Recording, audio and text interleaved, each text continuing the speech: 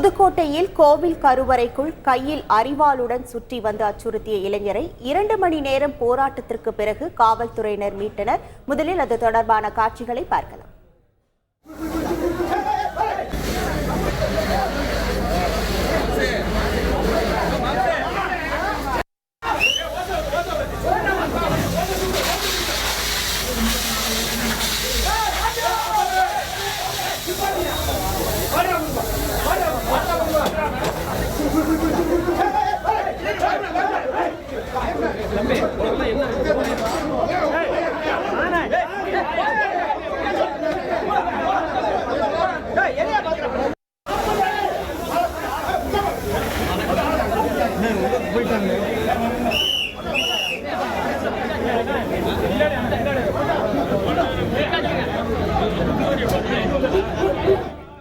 விவரங்களோடு இணைகிறார் நமது செய்தியாளர் சுந்தர். வணக்கம் சுந்தர். பிடிப்பட்ட இளைஞர் குறித்தான தகவல்கள் ஏதேனும் தெரிய வந்துள்ளதா? விவரங்கள்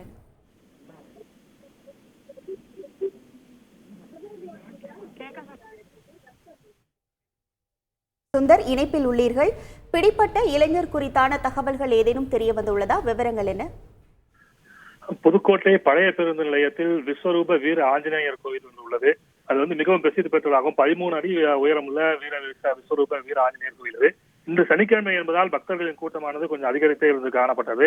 திடீரென்று காலை ஒரு 11 மணிக்கு ஒரு இளைஞர் ஒருவர் கையில் அருவாளுடன் கோவில் கருவறைக்குள் நுழைந்தார். இதனால் இதனை கண்ட அந்த பட்டாச்சாரியார் மற்றும் அந்த கோவிலில் இருந்த பக்தர்கள் அலறி அடித்துக் கொண்டு வெளியே ஓடினார். இதனைத் தொடர்ந்து அந்த பகுதியில் உள்ள மக்களும் உடனடியாக காவல்துறைக்கு தகவல் தெரிவித்தனர். தீயணைப்புத் துறையினர் மற்றும் காவல்துறையினர் விரைந்து கோவில் கருவறைக்குள் உள்ள அந்த இளைஞரை விசாரணை செய்த போது அவர் புதுக்கோட்டை வடக்கு 2ஆம் வீதியைச் சேர்ந்த வினோத் என்பது தெரிய வந்தது.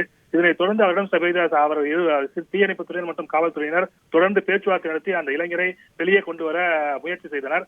ஆனால் அந்த முயற்சிகள் பலனளிக்கவில்லை. ஏனென்றால் கையில் அருவாளுடன் அவர் இருந்ததால் தீயணைப்புத் துறையினர் கருவறைக்கு உள்ள நுழையும் போது அந்த அருவாளை எடுத்துக்கொண்டு அவர்களை வெட்டுவதற்கு முயற்சி செய்ததாக கூறப்படுகிறது.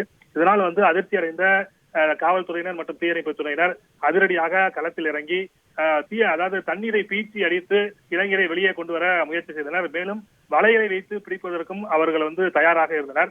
தண்ணீரை பீச்சி அடித்துக் கொண்டே கருவறைக்குள் தீயணைப்புத் துறையைச் சேர்ந்த ஒருவர் உள்ளே நுழைந்து அந்த இளைஞர் கையில் இருந்து அருவாளை உடனடியாக பிடிக்கினார்.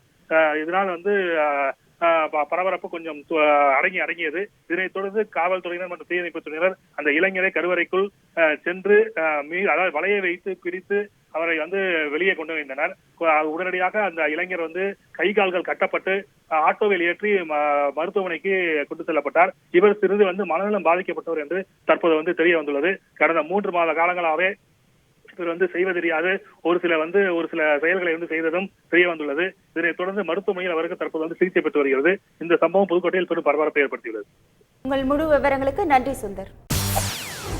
செய்திகளை உடனுக்குடன் தெரிந்து கொள்ள உடனே சப்ஸ்கிரைப் பண்ணுங்க.